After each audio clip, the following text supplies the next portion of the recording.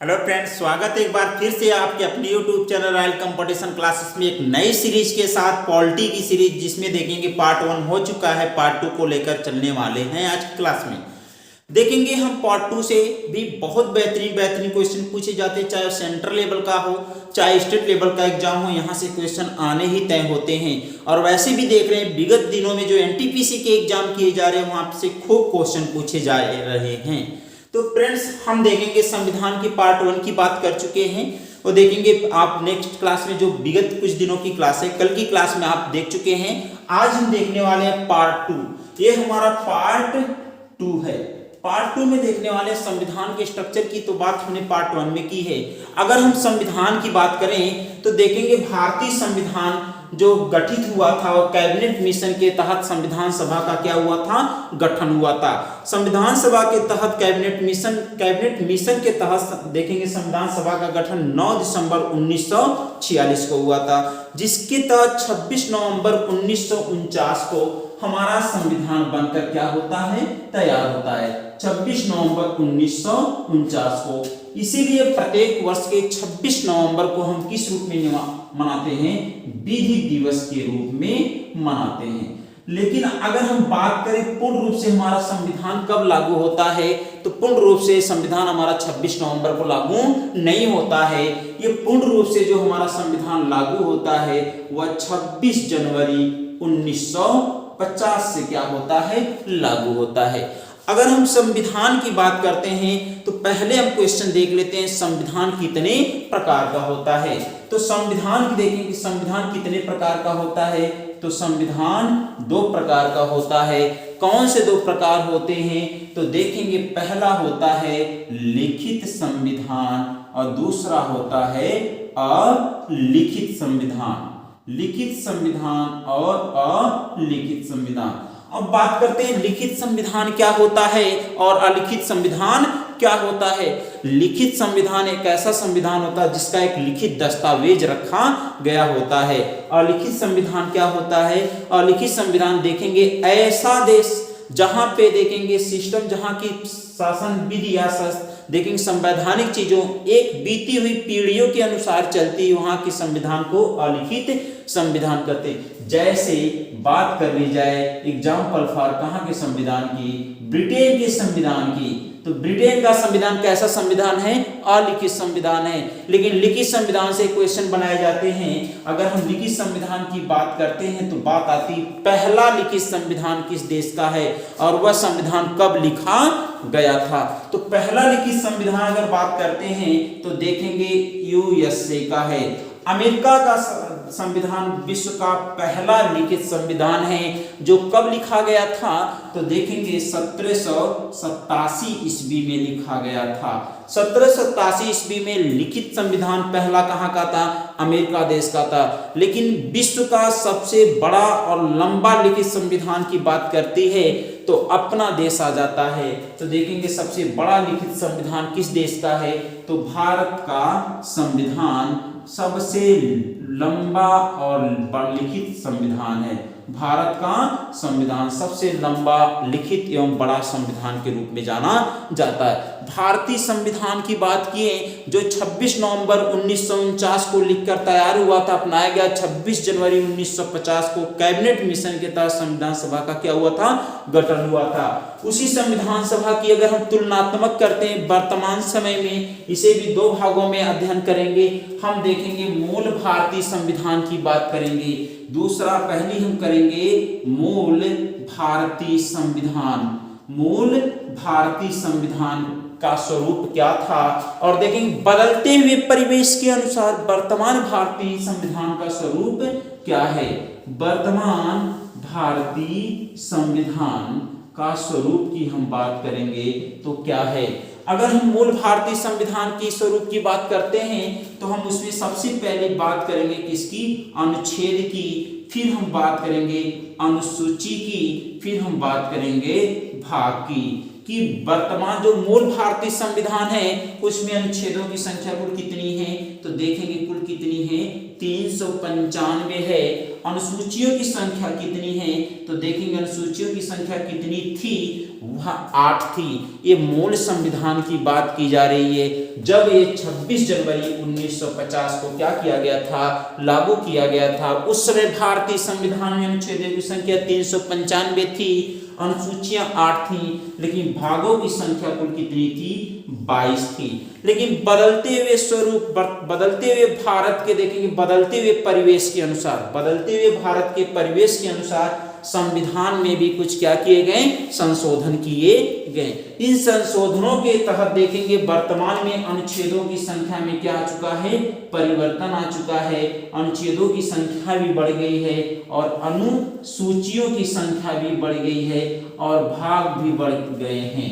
तो हम देखेंगे कुल कितनी वर्तमान में अनुसूचियां हैं, कितने अनुच्छेद हैं और कितने भाग हैं। और यहाँ से एग्जाम में पूछा जाता है, देखेंगे पुलिस के एग्जाम में ही पूछा गया था, यूपी पुलिस में ही, कि वर्तमान भारतीय संविधान में कुल अनुच्छेदों की संख्या कितनी है, तो देखेंगे वर्तमान भारतीय संविधान में अनुच्छेदों की संख्या कुल कितनी है, 470 है। अनुसूचियों की संख्या की बात करें तो कुल अनुसूचियां कितनी हैं, 12 अनुसूचियां हैं, जबकि मूल संविधान में अनुसूचियां कितनी थी, 8 थी। वर्तमान में कुल कितनी है, 12 है। लेकिन भाग की बात करें, कितने भाग हैं, कितने पार्ट हैं, तो मूल संविधान में तो कितने थे, 22 थे। लेकिन वर्तमान संविधान की अगर बात करें तो इसमें भागों की संख्या कुल कितनी हो गई है, 25 भाग हो गई है, जो आपके परीक्षा के पॉइंट ऑफ व्यू से बहुत ही महत्वपूर्ण होने वाला है। तुलनात्मक तौर पे अगर हम देखते हैं तो 19 देखेंगे, जब संविधान हमारा 1950 को पूर्ण रूप से लागू हुआ था उस समय 395 अनुच्छेद थे, लेकिन वर्तमान में 470 हैं। उस समय अनुसूचियों की संख्या मूल संविधान में 8 थी, वर्तमान में 12 है, और भाग 22 थे, जो बढ़कर कितने हो गए हैं, 25 हो गए हैं। हम बात यहाँ पे कर लेते हैं अनुसूचियों की संख्या की। अनुसूचियां जो 8 थी बढ़कर कितनी हुई हैं, 12 हुई हैं। तो देखेंगे अनुसूची, देखेंगे मूल संविधान में अगर अनुसूची की बात करें तो मूल संविधान में कुल अनुसूची कितनी शामिल की गई थी, मात्र 8 अनुसूचियां शामिल की गई थी। जो देखेंगे वर्तमान संविधान में बढ़कर अनुसूचियों की संख्या कितनी हो गई है, कुल 12 हो गई है।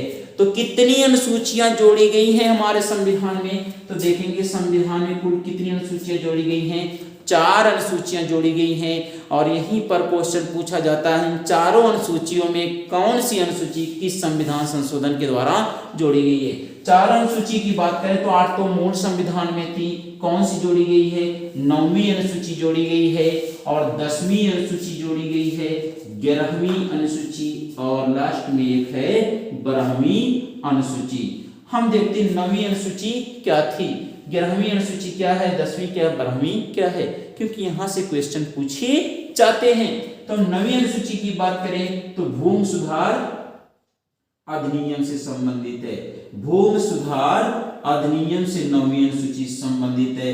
10वीं जो है वह दल बदल कानून से संबंधित है, दल बदल कानून से जो 10वीं अनुसूची है।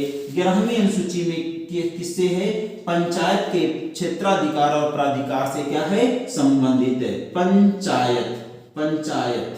और देखें 12वीं में क्या है, नगर पालिका, नगर पालिका का उल्लेख भारतीय संविधान की किस अनुसूची में है, तो 12वीं अनुसूची में। हमने कहा 9वीं अनुसूची क्या है, हमने कहा भूमि सुधार अधिनियम है। 10वीं क्या है, दल बदल कानून है। 11वीं क्या है, पंचायत है, और 12वीं क्या है, नगर पालिका है। अब हम देखते हैं कि जो 9वीं अनुसूची है किस संविधान संशोधन के दौरान जोड़ी गई है। मोस्ट इंपॉर्टेंट क्वेश्चन है 9वीं अनुसूची। तो देखेंगे 9वीं अनुसूची हमारी किस संविधान संशोधन के द्वारा जोड़ी गई है, तो भारतीय संविधान में होने वाला प्रथम संविधान संशोधन। तो देखेंगे प्रथम संविधान संशोधन, प्रथम संविधान संशोधन कब हुआ था, 1951 में हुआ था।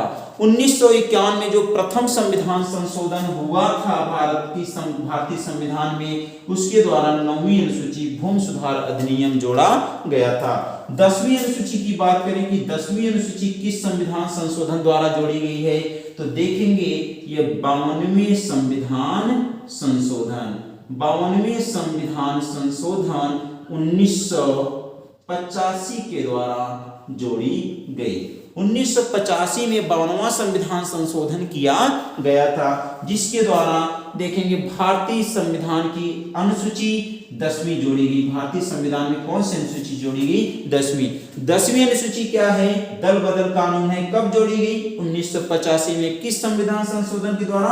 52वें संविधान संशोधन के द्वारा जोड़ी गई। अब बात करते हैं 11वीं अनुसूची। तो 11वीं अनुसूची की बात करें, एक ही संविधान संशोधन द्वारा जोड़ी गई। मोस्ट इंपॉर्टेंट है, यहाँ से पीसीएस के भी एग्जाम में क्वेश्चन बने हुए हैं।